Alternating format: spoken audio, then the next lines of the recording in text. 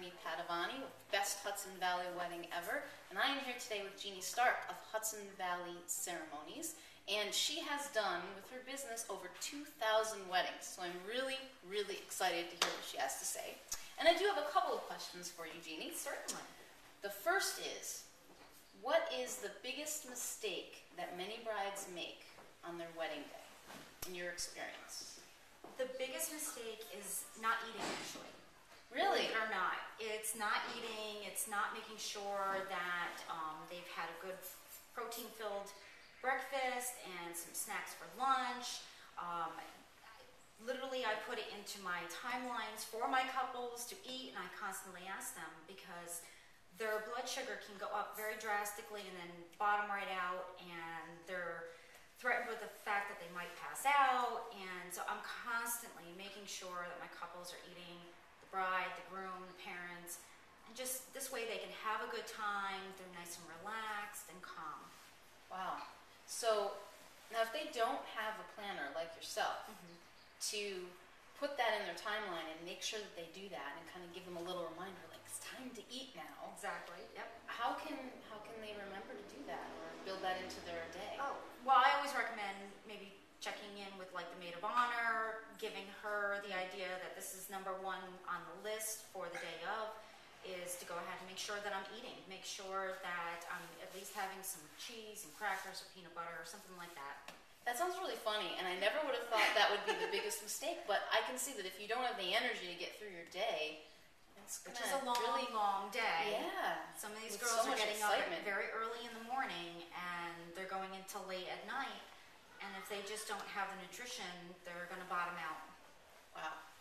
That's very valuable. Anything else that comes to mind as far as mistakes that you see often? Well, I always recommend my couples go ahead and go through their contracts with their professionals, make sure that their names are right, make sure that the actual wedding date is on the contracts. Contracts are very important, and the last thing you want to find out is the day of the wedding, there's a problem with the contract that you probably should have foreseen before. But just going through, making sure they're going to be there for the right amount of time that you need them to be there for. What is the amount? What is the overtime? Contact information. Little tiny things like that are very, very important for the day of that you really don't want to have to think about. So when something does come up and unfortunately you're going back over those contracts to see what was actually in there, do you help your couples afterward to advocate if they have issues and things like that? Definitely. Definitely. So you know from experience how important I know this from is. experience that sometimes with problems with contracts that either the couple hasn't gotten to me early enough that I wasn't able to go ahead and help them ahead of time. I'm definitely an advocate for after the process. Our coordination does not end once the music stops at the reception.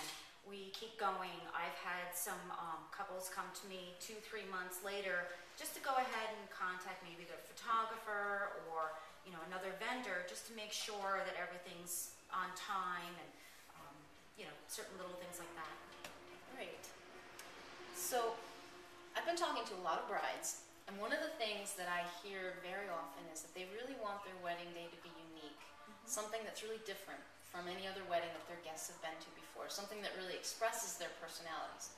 So are there any specific suggestions or tips that you could give to brides and grooms to do that with their wedding day? Sure. There's a couple different things. One, when you're going to go and pick out a dress, go and pick out something that reflects you. I've had quite a few couples that the bride has decided to go with more of a cocktail dress than going with a regular traditional wedding dress. Why? That's her personality. Going with a different color shoe just to kind of give a little flair. Why? That's her personality. Your favor, if you're more of a giving type couple and you like to share things, doing a donation instead of a trinket is always a great way to do that.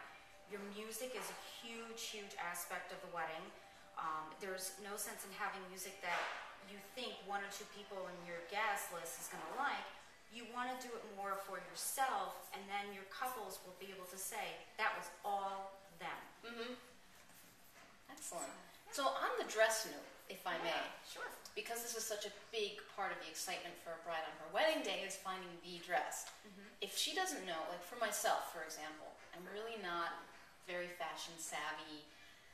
How would I even know what kind of dress is me? I mean, is there a suggestion that you could give for someone who doesn't really have an idea what they... And actually, I've talked to a lot of brides who think they want one thing, and then when they're trying a dress, they end up liking something completely different. Exactly. And that happens probably 90% of the time, that they walk in with this idea of a sweetheart style, or they want something that's definitely strapless, and then they walk in, they put it on, and it's not quite them. It's not exactly what they thought it was going to look like. I always say, just literally schedule an entire day for just looking at dresses. And, you know, take a really good consultant from a dress shop and listen to them. They've done this a million times. And I know it sounds a little old-fashioned. Don't be afraid to bring your mom. Moms have this unbelievable ability to be able to say, that's going to be the dress. Try it on. No, Mom, I don't want to do that. Try it on. It can't hurt. Don't be pressured into getting it if it's not you, but it can't hurt to try it on. And realize that some of the dresses are going to be big, and you have to listen to your consultant when you're trying those dresses on. So it's not going to look the way it will when it's fitted. Exactly. It's not going to look exactly the way that you are picturing it in the mirror a couple months later. So how do you, I know we're not really, this is just a question that comes to mind.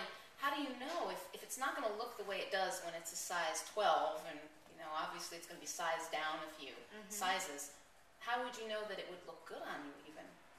Is that where you rely on the consultant? You rely on the consultant, rely on whoever you're going to bring with you, whether it be mom, wedding party, best friend.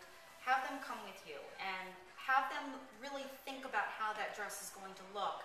Have them go ahead and pin everything so that it is as close as possible. And take your time with it. Make sure that you have the entire day just for the one thing. Dresses are something you want to devote your entire time on, and not be like, oh, I have to rush off to a florist appointment. Schedule one appointment a day, and that's it. And really sit there and think about it. But trying on other dresses, you'll feel that the right one is going to fit right. And you'll be able to tell that it's definitely, even if it's not the right size. Exactly. Oh, that's very helpful.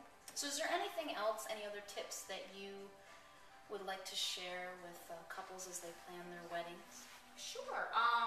Some of the other things I always recommend is understanding how to go ahead and save money for your wedding, being realistic with your budget. You know, it's a lot of it is dedication. Taking your money that you have to save and you've got to put it away. I always would recommend to all my couples, whether they're there for officiants, invitations, or wedding planning, is what you want to do is you want to set up your own bank account just for the wedding. This way you will understand completely how much money is going in and how much money is going out.